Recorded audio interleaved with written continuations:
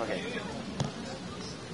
Terima kasih kepada tim hukum nasional, Pak Ari dan seluruh jajaran, terutama tim hukum daerah yang telah terus mengumpulkan fakta, data, potensi bagi persiapan terwujudnya pemilu yang jujur, adil.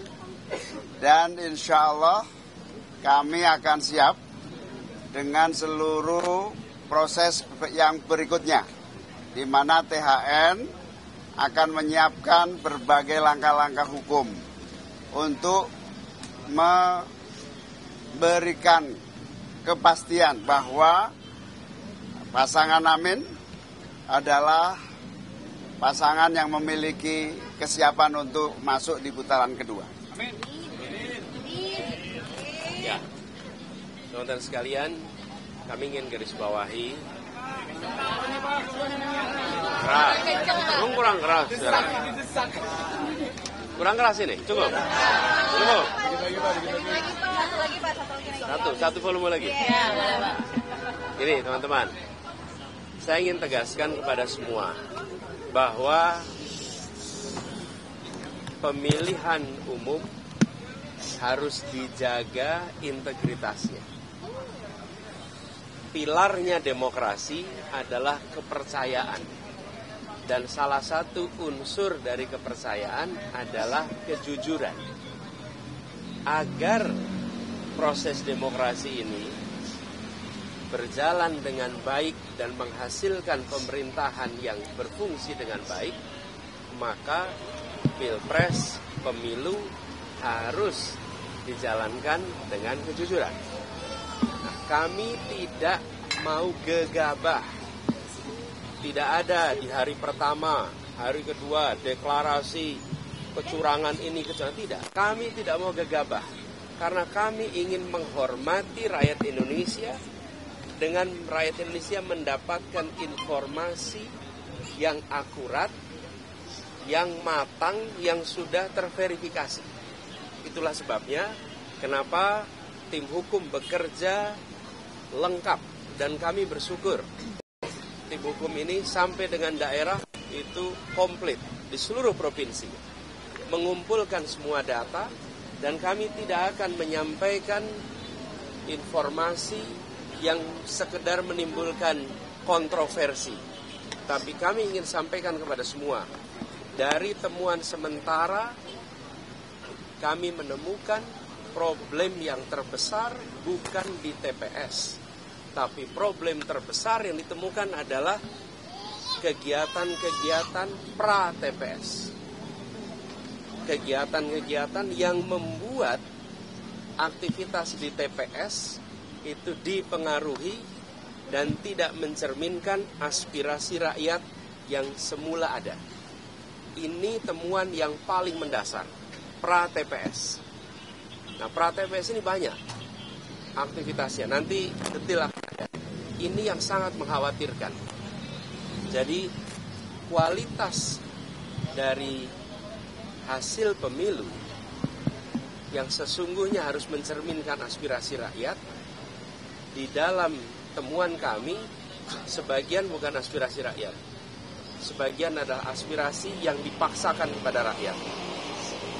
Dan proses itu tidak terjadi kebanyakan di TPS atau sesudah TPS, tapi terjadinya sebelum sampai ke TPS. Sebagai sebuah praktek ketidakjujuran, ini adalah peningkatan kualitasnya dibandingkan yang dulu-dulu. Dan ini yang bisa mengganggu demokrasi kita. Jadi saya ingin mengajak kepada seluruh rakyat Indonesia, apapun pilihan pilpres saudara-saudara sekalian, boleh memilih nomor 1, boleh memilih nomor 2, boleh memilih nomor 3, tapi harus sama-sama memilih pilpres yang jujur. Apapun pilihannya, mau pilih 1, 2, 3, harus sama-sama kita pilih yang jujur. Dan keberhasilan karena kejujuran akan menghasilkan kekuatan moral yang kuat. Tapi kalau keberhasilan yang tidak ditopang dengan kejujuran, apalagi dengan pelanggaran-pelanggaran, dia akan menghasilkan cacat moral yang berdampak besar. Saya ingin ingatkan pada semua, pelanggaran-pelanggaran seperti ini bisa terjadi di bidang-bidang yang lain. Kalau pelanggaran di bidang pemilu dibiarkan, sebentar lagi akan terjadi di tempat lain. Di kompetisi bisnis kita akan menemukan ketidakjujuran.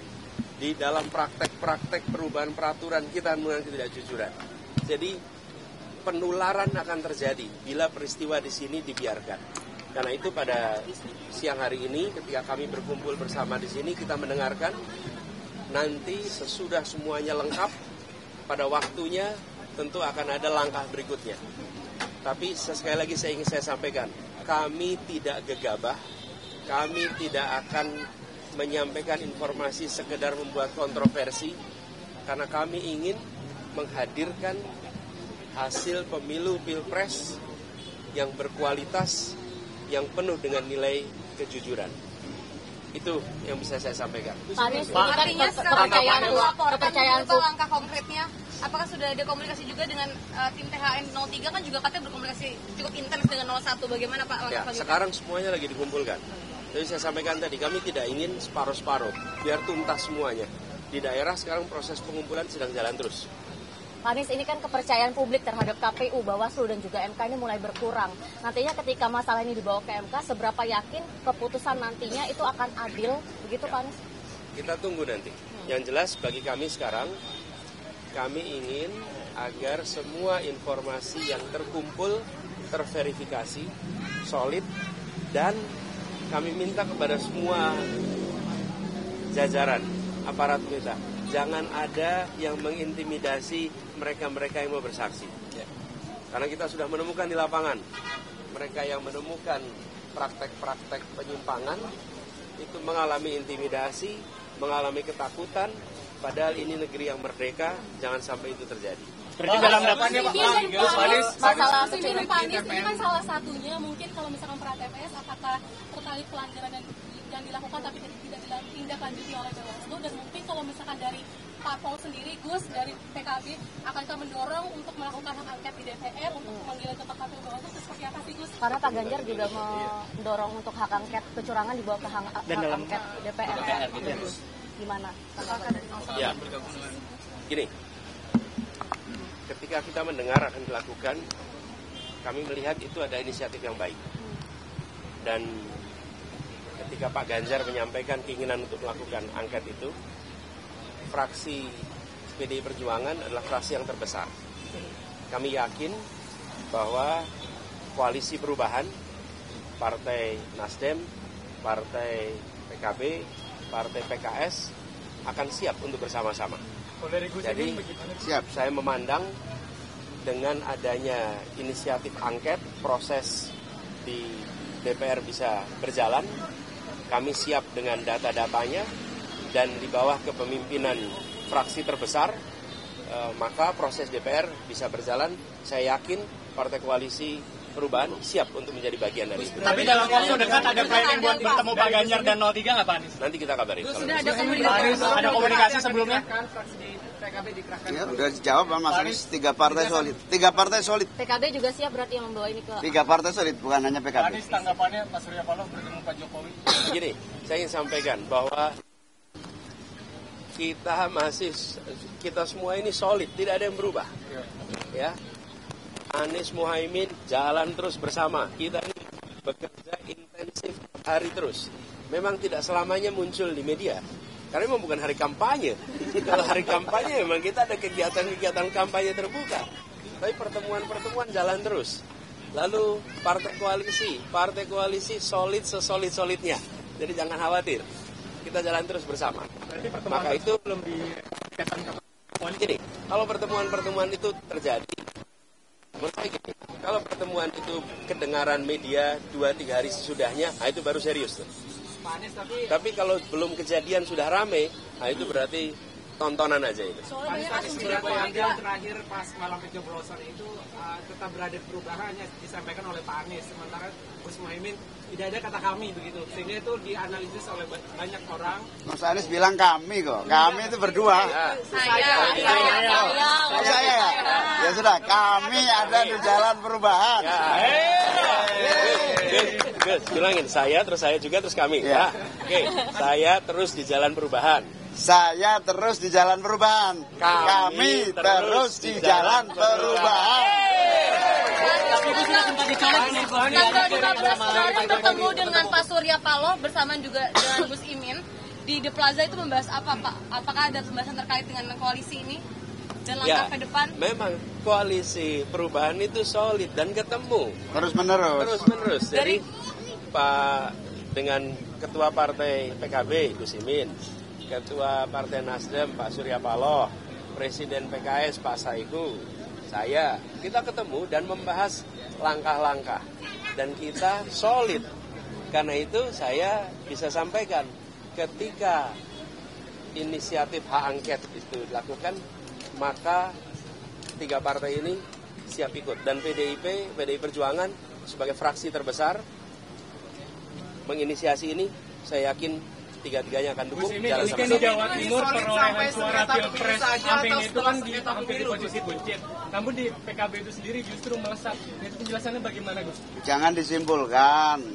Kita sedang proses sampai tunggu nanti di hasil akhir. Gus Imin, kalau kemarin ini sampai sengketa pemilu saja atau setelahnya juga, karena PKB rekam jejaknya tidak pernah ada di luar pemerintahan gitu. Apakah siap untuk menjadi oposisi? Sebentar. Sebelum ini ya. Ini KPU belum memutuskan siapa pemenang. Anda jangan ikut-ikutan. Mau kemana? Kak Amir, ya. Jadi, tapi kenapa? Nanti kita tunggu. Loh, kalau kita yang menang, kita ada di jalur pemerintahan.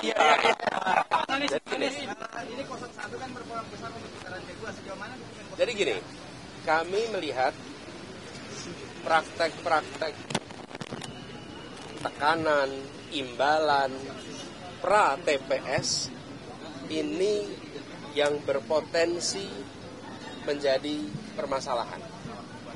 Bila tidak ada praktek itu, maka belum tentu ini satu putaran. Oke. Inilah yang harus dijaga sama-sama. Nah, tapi karena praktek-praktek begini itu tidak mudah untuk dibuktikan, teman-teman. Karena itu saya ingin mengajak pada semua, pemilih 1, pemilih 2, pemilih 3. Pilihan capresnya, cawapresnya boleh beda. Tapi pilihan pilpres jujur harus sama. Artinya tanggal 15 kemarin sepakat 3 parpol ini mendukung untuk tetap berada pada perubahan, begitu Pak? Nggak ada berubah. Tapi kemarin Pak Jokowi sempat menyatakan bahwa pertemuan dengan Pak Surya Paloh ini terkait dengan koalisi mereka di dalam di 2019 ya, ini sebenarnya Pak Jokowi juga sudah menghubungi Caimin belum untuk bertemu gitu kan, tapi juga di dalam. Kalau diajak bertemu di istana sama Pak Jokowi, Mana undangannya mana? kalau misalnya Undangannya kemarin mana? pertemuan dengan Pak Surya Paloh ada jembatan politik, bisa aja diundang juga Gus Imin. Yang mana? kepentingan Mana negara. undangannya mana? Di sini kan beberapa pimpinan negara telah mengucapkan selamat kepada Pak Prabowo. Nah, mengingat belum ada real count, melihat ucapan selamat itu tanggapannya bagaimana Pak?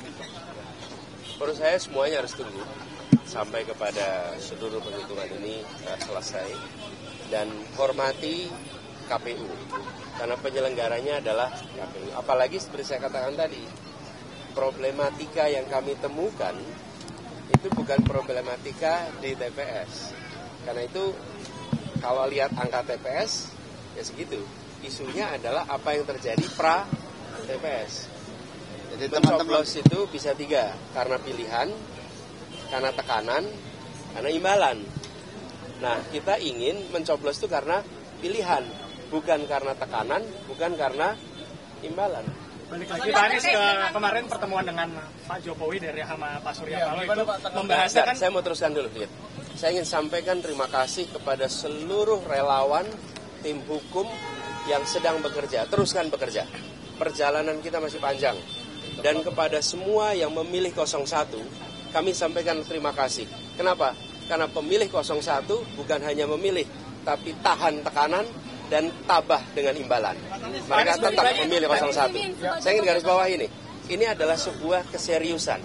Tetap memilih 01 di tengah adanya tekanan dan di tengah guyuran imbalan. Ini adalah satu ketabahan yang luar biasa. Karena itu pada semua yang memilih 01, kami akan jaga amanatnya, kami akan terus berjuang bersama, dan seluruh relawan, semua aktivis partai, baik Nasdem, PKS, kemudian PKB, mari kita terus jaga soliditas, jaga semangat, kita jalan terus ke depan. Pak, pertemuan Pak Surya Paloh dengan Pak Jokowi